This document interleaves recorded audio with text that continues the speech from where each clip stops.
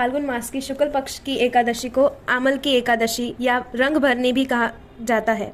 इस दिन भगवान विष्णु और आंवले के पेड़ की पूजा की जाती है। जो लोग इस दिन व्रत नहीं कर सकते हैं उन्हें आंवले का स्पर्श और सेवन कर लेने से ही इससे अपार पुण्य की प्राप्ति होती है। आमल की एकादशी के बारे में मान्यता है कि इस दिन भगवान विष्णु ने सृष्टि की रचना के लिए ब्रह्मा जी और आंवले के वृक्ष को प्रकट किया था। इसके कारण आमल की एकादशी भी कहा जाता है। इस दिन से ही होली की शुरुआत हो जाती है। नमस्ते दोस्तों, आपका हमारे चैनल कृष्ण जी के भरोसे में स्वागत है। मैं काव्यांशी मंडोरा आपको आमल की एकादशी की कथा और विधि बताने आई हूँ। पहले आमल की एकादशी कब आती है वो जानते हैं। होलिका दहन से 4 दिन पूर्व फाल्गुन के शुक्ल पक्ष की इस एकादशी का नाम आमल की एकादशी है। इन दिनों आंवले की वृक्ष में भगवान का निवास रहता है, इसीलिए आंवले के वृक्ष के नीचे बैठकर भगवान जी की पूजा करने और आंवले खाने से और दान करने का विशेष महत्व है। अब जानते हैं विधि। इस दिन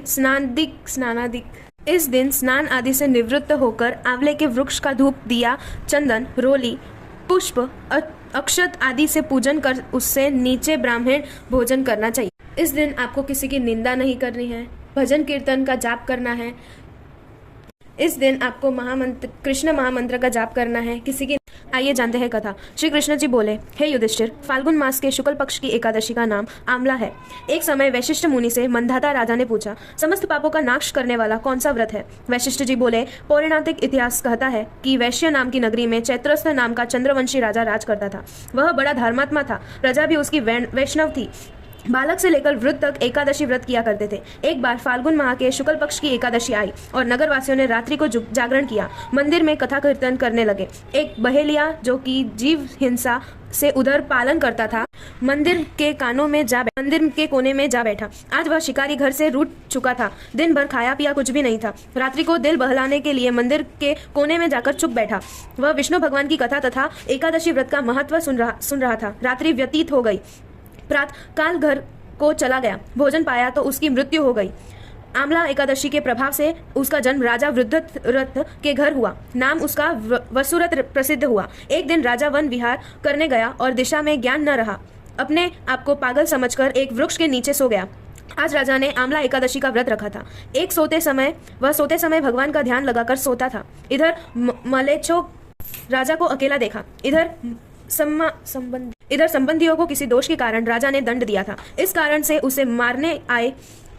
उस समय राजा, क्या आप जानते हैं कि आंवला का क्या महत्व है हमारे हिंदू धर्म में? तो आइए जानते हैं कि पुराणों में आंवला भगवान विष्णु का रूप क्यों पवित्र है। अलग अलग पुराणों में विष्णु जी के अलग अलग रूप दिखाई दिए गए हैं। जैसे विष्णु पुराण, भगवान विष्णु के मुंह से चंद्रमा के जैसा चमकदार बिंदु जमीन पर गिरा, उसे आंवले के पेड़ का प्रकट हुआ, इसलिए यह पवित्र माना जाता है। महर्षि वशिष्ठ ने आंवला एकादशी की कथा में राजा मंधाता को बताया था कि आंवले की उत्पत्ति भगवान विष्णु के मुख से हुई है।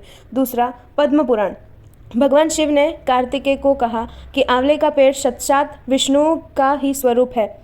ये विष्णु प्रिय है। इसका ध्यान करने से ही गौदान करने जितना पुण्य मिल जाता है। जहाँ आंवले के पेड़ होता है वहाँ लक्ष्मी जी का निवास होता है। तीसरा, गरुड़ पुराण, लक्ष्मी जी के आंसू से आंवले का पेड़ प्रकट हुआ। इस पेड़ में त्रिदेव ब्रह्मा, विष्णु और महेश का वास माना जाता है। ब्रह्मा जी पेड़ के ऊपर हिस्से में, शिव जी बीच में और भगवान विष्णु जड़ में। इस पेड़ में त्रिदेव ब्रह्मा, विष्णु और महेश का वास माना जाता है। ब्रह्मा जी पेड़ के ऊपर हिस्से में, शिव जी बीच में और भगवान विष्णु जड़ में रहते हैं।